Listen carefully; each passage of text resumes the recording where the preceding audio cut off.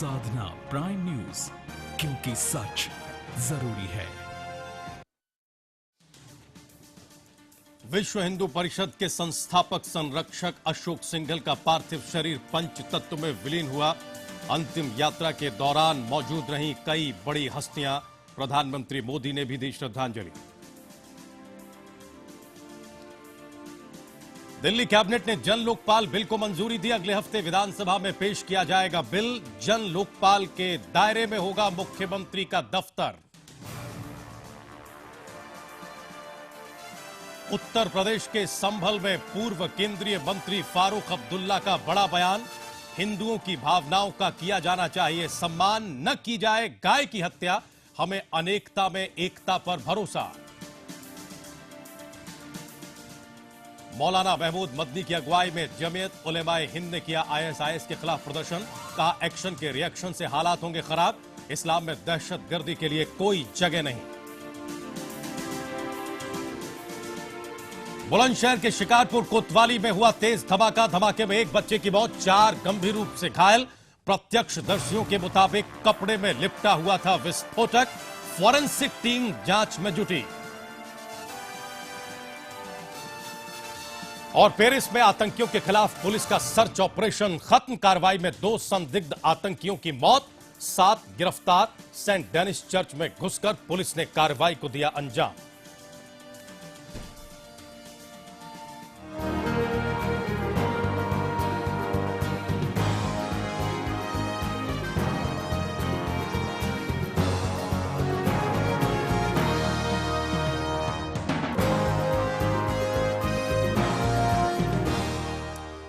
नमस्कार, बहुत स्वागत है आप सभी का प्राइम एजेंडा में। मैं हूं राजीव रघुनंदन। यूं तो आतंकवाद का कोई मजहब नहीं होता, कोई ईमान नहीं होता, कोई फलसफा भी नहीं होता। अगर होती है तो सिर्फ एक पहचान, वो पहचान वहशियत की, दरिंदगी की और इंसानियत के दुश्मन की। लेकिन फिर भी जब भी आतंकी हमले होते हैं तो राजनीतिक बहसों में सबसे पहला जुमला आतंकियों के मजहब को लेकर ही सामने आता है। यह जानते हुए भी कि इस तरह का कोई भी जुमला पूरी मानव सभ्यता के खिलाफ खड़े इस दुश्मन को पूरी तरह से चिन्हित नहीं कर सकता। और जब चिन्हित नहीं कर सकता तो लाजमी है कि हम इसे मुकम्मल तौर पर शिकस्त भी नहीं दे सकते। इसलिए आज की तारीख में यह जरूरी हो गया है, यह जरूरी है कि हम सबसे पहले इस खतरे को समझें, इसे चिन्हित करें। लेकिन अफसोस की बात यह है कि जब पेरिस में आतंकी हमलों में निरीह इंसानों का खून सड़कों पर बिखर चुका है, कुछ राजनेता और कुछ राजनीतिक पार्टियां आतंकी हमलों और आतंकियों को लेकर बेहद गैर जिम्मेदाराना बयान दे रहे हैं। कैसे बयान सामने आ रहे हैं, इस रिपोर्ट में देखिए।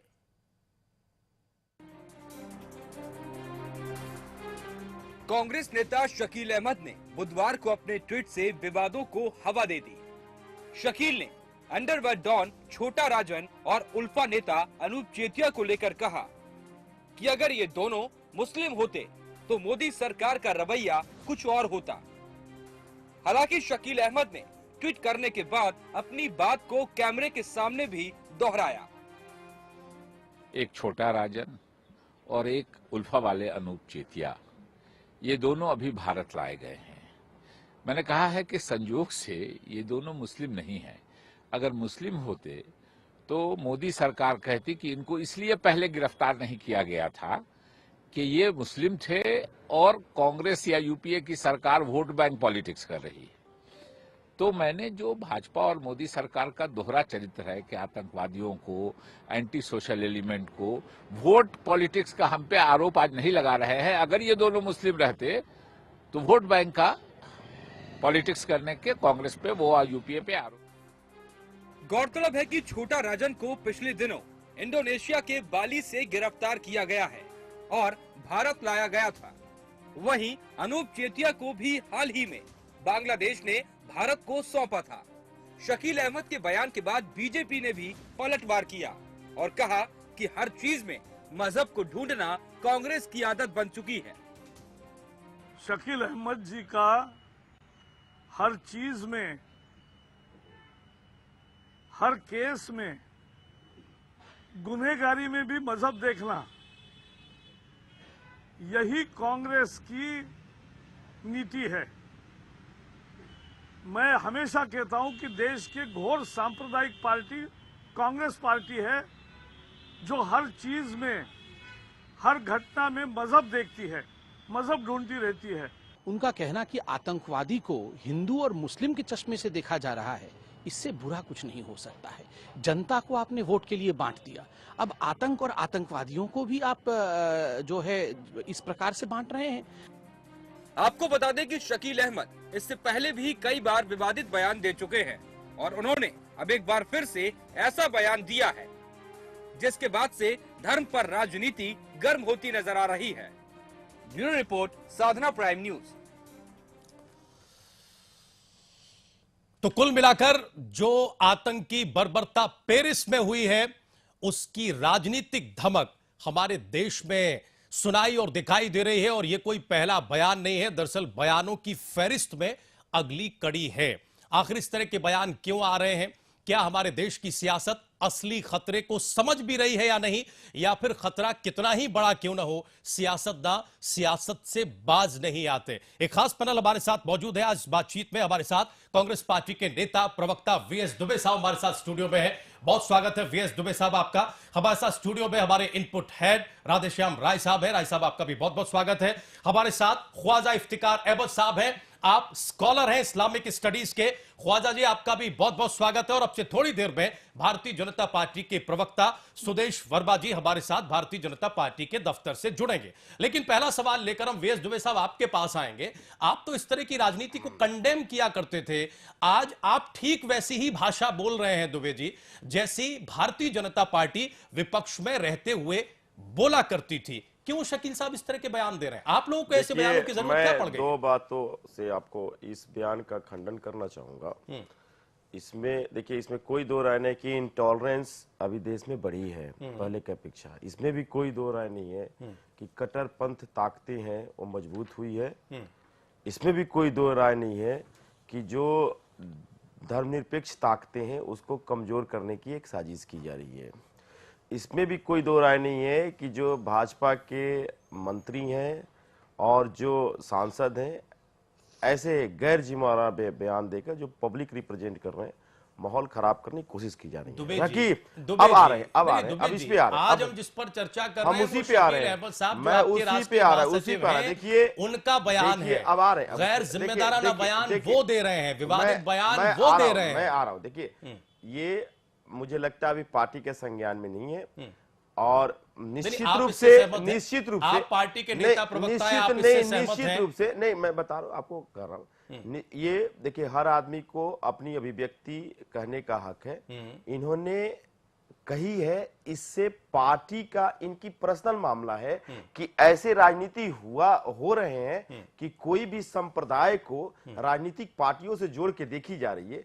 इन्होंने उसी संदर्भ में कहा है कि अगर ये हिंदू होते तो हो सकता है, मुसलमान होते तो हो सकता है भाजपा सरकार ये कहती कि ये मुसलमान थे इसलिए कांग्रेस पार्टी बचा रही है, क्योंकि कांग्रेस पे ना, कांग्रेस पे सांप्रदायिक जो सांप्रदायिक अभिव्यक्ति वैसी ही क्यों होती जा रही है जैसी बीजेपी पर कभी आप आरोप लगाया करते थे? हमारा सवाल ये हमारे पर आरोप नहीं है, एक सजेशन है कि अगर ऐसा होता। आज अगर जंतर मंतर पर आपने मदनी साहब का प्रदर्शन देखा होता तो जरूर आप ये समझ पाते कि इस वक्त देश को कैसी भाषा और कैसे शब्दों की जरूरत है। लेकिन इससे उलट शकील अहमद साहब दूसरी भाषा बोल रहे हैं। कोई दो राय नहीं है, इसमें कोई दो राय नहीं है कि कांग्रेस पार्टी हमेशा विभिन्नता में एकता पे विश्वास करते आ रही है। इसमें कोई दो राय नहीं है कि कांग्रेस पार्टी ऐसे बयानों का मतलब माहौल, जो भाजपा के लोग माहौल खराब करना चाहते हैं, फिर इस तरह के बयानों का क्या मतलब है? बयान उनका निजी है। नहीं राजीव जी नहीं, आप ऐसा आप डिस्टर्ब मत करें। अगर बोलूंगा आप सारी बातें याद दिलाइएगा और मैं आपको जवाब दूंगा। सारी आपने एक बात कही है, मेरी बात सुन लीजिए। आपने कहा कि ये उनका निजी मसला हो सकता है, ये उनका निजी बयान हो सकता है, निजी बयान हो सकता है। नहीं, देखिए, कोई छोटा नेता हो, कोई सांसद हो, विधायक हो, उस पर तो आप ये कह सकते हैं या ये कह के छुटकारा पा सकते हैं कि उनका निजी बयान है। लेकिन आपको ये ध्यान रखना चाहिए कि डॉक्टर शकील अहमद साहब कांग्रेस पार्टी के एक वरिष्ठ नेता हैं और स्पोक्स पर्सन है, महासचिव हैं, इसलिए उनका कोई भी बयान और ये जो निजी राय नहीं डाला जा सकता, निजी बयान है, निजी राय है दुबे जी। ये उन्होंने एक नहीं दो बार, यानी एक बार ट्वीट किया और दूसरी बार बाहर मीडिया के सामने मैं आपकी वही बात शब्द को दोबारा दोहराए। खंडन कर रहा क्या हूं। क्या पार्टी मैं बात क्या दोबारा पार्टी उनके इस खंडन कर बयान रहा से हूं सहमत कि है? कांग्रेस क्या इस देश में अब कांग्रेस पार्टी की ये लाइन हो गई है? नहीं, दोबारा खंडन कर रहा हूं। कांग्रेस पार्टी के संप्रदाय से दूर दूर तक कोई रिश्ता नहीं है। कांग्रेस पार्टी ना कोई जात की पार्टी है, ना कोई संप्रदाय की पार्टी है, लेकिन कांग्रेस पार्टी बल्कि एक समाज की पार्टी है। यानी कांग्रेस वीएस पार्टी दुबे, एक जमात की पार्टी है। वीएस दुबे अपने रही राष्ट्रीय बात- महासचिव के बयान के साथ नहीं खड़े। नहीं, वीएस दुबे अपने राष्ट्रीय महासचिव के बयान के साथ नहीं खड़े हैं। अब मैं पार्टी इसमें कई दूर दूर तक अगर दुबे जी, आप पार्टी ने भी खंडन कुछ नहीं किया। पार्टी ट्विटर का पर नहीं, आपके नहीं, राष्ट्रीय खंडन न महासचिव करना भी हर एक बार राजनीति है। बयान देते हैं। किसी भी आदमी- स्टेटमेंट देखिए, का जी, खंडन ट्विटर- न करना भी हर एक वही राजनीति बयान फिर राजनीति है। मीडिया के मैं सामने उसी का आके कहता दिया हूं। जाता है और देखिए, आप ये कह रहे हैं कि वो हर निजी आदमी बयान है। देखिए, हर आदमी को अपनी अभिव्यक्ति कहने की आजादी है। उन्होंने एक संभावनाएं प्रकट किया। उन्होंने ये नहीं कहा कि इनको गिरफ्तार किया गया गलत है। इन्होंने ये नहीं कहा कि जो टेररिस्ट मरे, उन्होंने ऐसा कोई स्टेटमेंट नहीं दिया कि जो टेररिस्ट मारे गए हैं वो मुसलमान हैं, वो देश हित में नहीं है। ऐसा कोई स्टेटमेंट नहीं दिया है। उन्होंने सिर्फ ये कहा है कि 2 लोगों को अरेस्ट किया गया, वो संजोग बस हिंदू थे, लेकिन अगर ये मुसलमान होते, देखिए अगर और इंतु में बहुत अंतर है।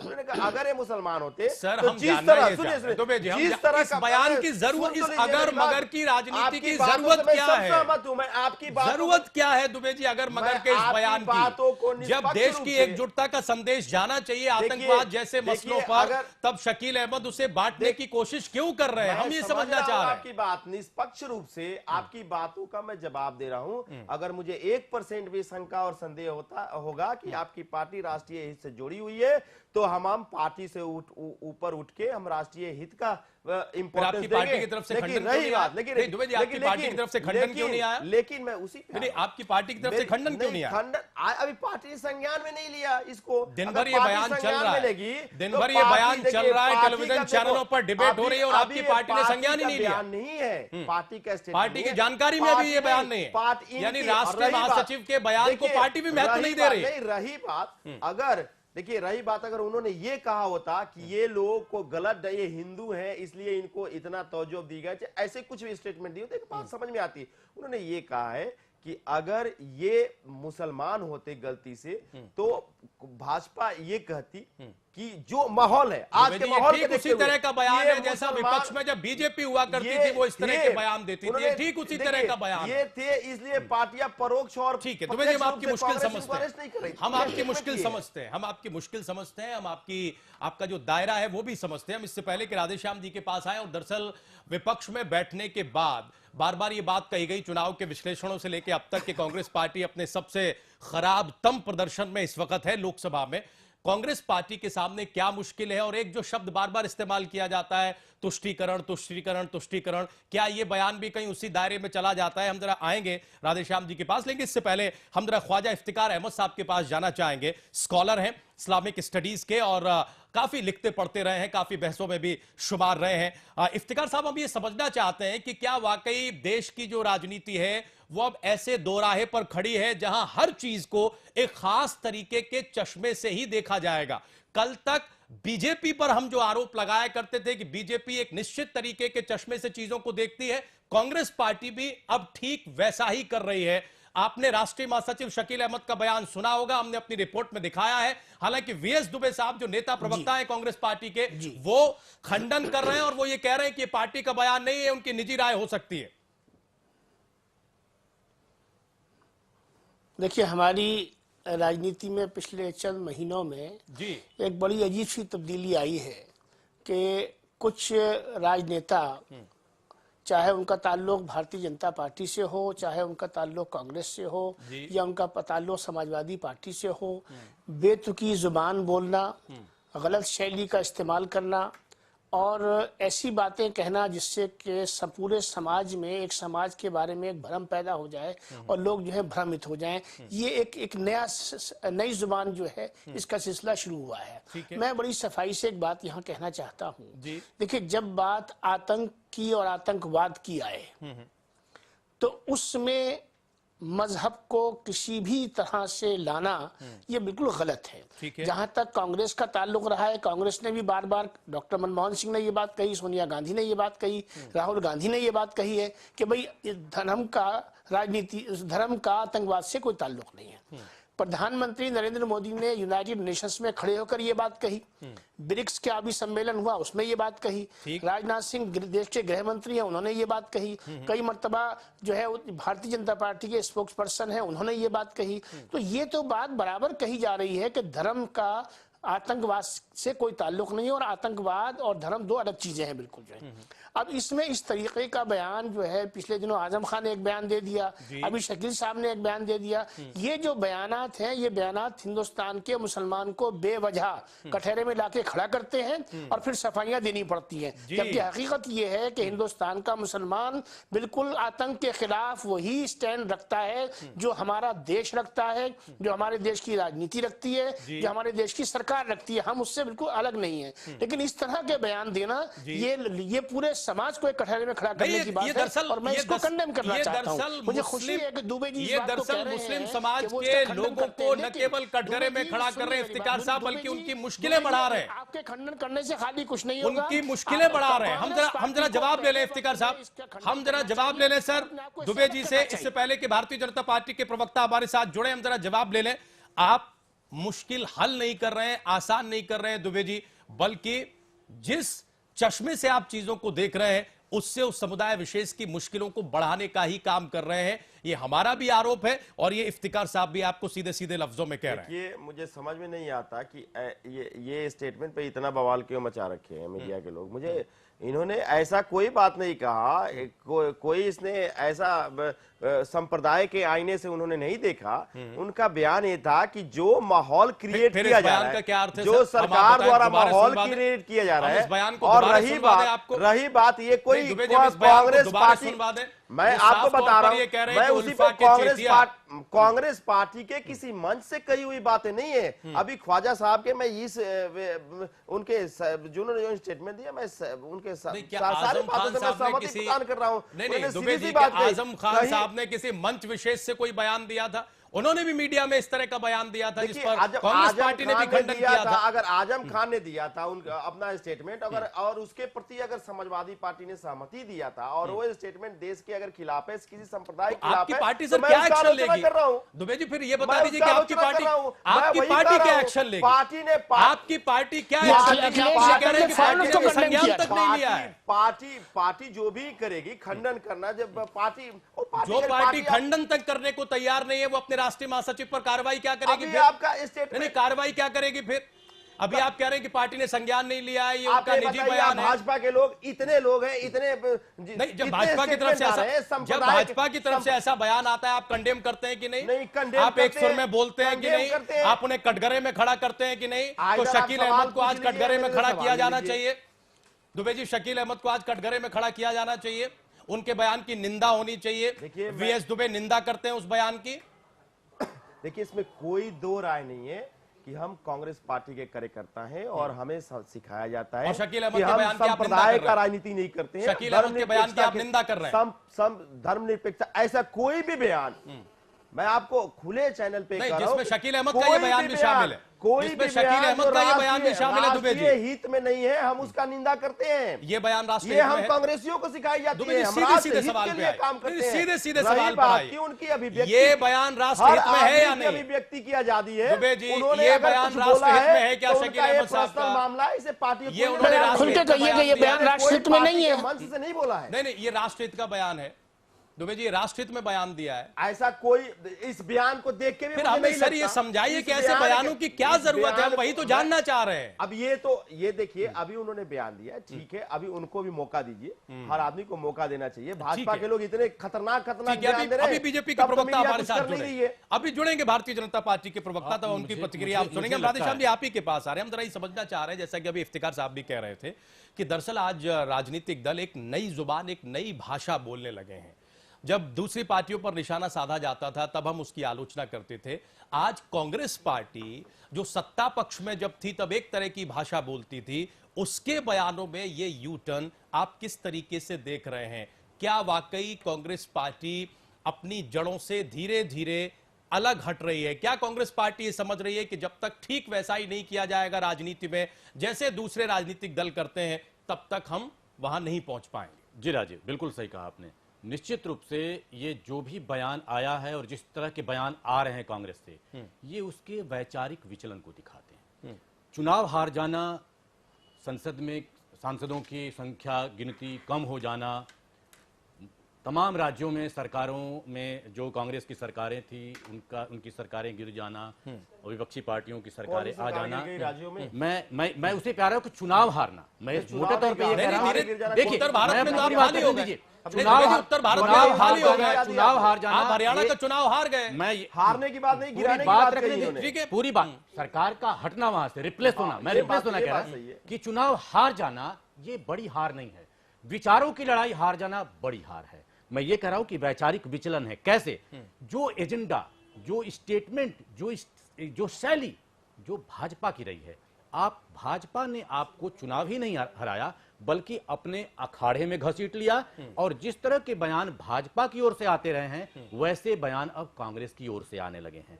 ये वैचारिक विचलन है और ये वैचारिक हार को दिखाता है। ये गंभीर बात है। अगर शकील अहमद के इस स्टेटमेंट को पार्टी संज्ञान में नहीं लेती है तो ये सचमुच वैचारिक कमजोरी है और ये चिंता की बात है कांग्रेस के लिए। हम जरा इस मुद्दे के जरिए, इसके बहाने हम अपने दोहरेपन को टटोल लें। इफ्तिकार साहब, हम ये जानना चाहते हैं कि तकरीबन 2 दशक ऐसे गुजरे हैं हमारे देश की राजनीति में, चाहे वो क्षेत्रीय राजनीति हो या फिर केंद्र की, जब हम खूब सार्वजनिक मंचों से ये कहते रहे हैं कि साहब राजनीति में या समाज में जाति खत्म होनी चाहिए। बड़े बड़े मंचों से इसको लेकर भाषण दिए गए हैं, बड़े बड़े नेताओं ने इसको लेकर राजनीति की है, लेकिन दरअसल हमने पाया यह है समय के साथ बढ़ते क्रम में कि राजनीति में जाति और गहरी होती चली गई। ठीक वैसा ही प्रयोग अब हो रहा है। सार्वजनिक मंचों से, टेलीविजन डिबेट्स में खूब इस बात की आलोचना हो रही है कि आतंकवाद का कोई धर्म नहीं होता, आतंकवाद का कोई मजहब नहीं होता, आतंकी सिर्फ आतंकी होता है, वो इंसानियत का दुश्मन होता है। लेकिन इसमें भी दोहरापन यह है कि हम अपनी राजनीतिक रोटियां सेकने की जगह बना लेते हैं। ये क्यों है सर? ये क्यों हो रहा है और ये कब तक चलेगा? देखिए, ये बहुत ही निंदनीय है, बहुत ही अफसोसनाक है जी। आतंक से इफ्तिकार साहब, पूरी हम आएंगे आपके पास। है। इफ्तिकार साहब, हम आएंगे आपके पास। माफ कीजिएगा, हमारे साथ विजय सोनकर शास्त्री साहब जुड़ चुके हैं, भारतीय जनता पार्टी के प्रवक्ता हैं, फोन लाइन पर हमारे साथ हैं। शास्त्री जी, शकील अहमद ने जिस तरीके का बयान दिया उसे भारतीय जनता पार्टी किस नजरिए से देखती है? देखिए, कांग्रेस पार्टी अपना आधार खो चुकी है और वो अपने आधार को प्राप्त करने के लिए किसी भी स्तर पर जाने के लिए तैयार है। और शकील इत्यादि ऐसे नेता हैं जो अपनी लॉयल्टी प्रूव करने के लिए इस प्रकार के बयान देते हैं ताकि वो कम से कम 10 जनपद में अपनी लॉयल्टी को प्रूव कर सके। इसलिए इस तरह के गिरे हुए और बेर्स के बयान देते हैं।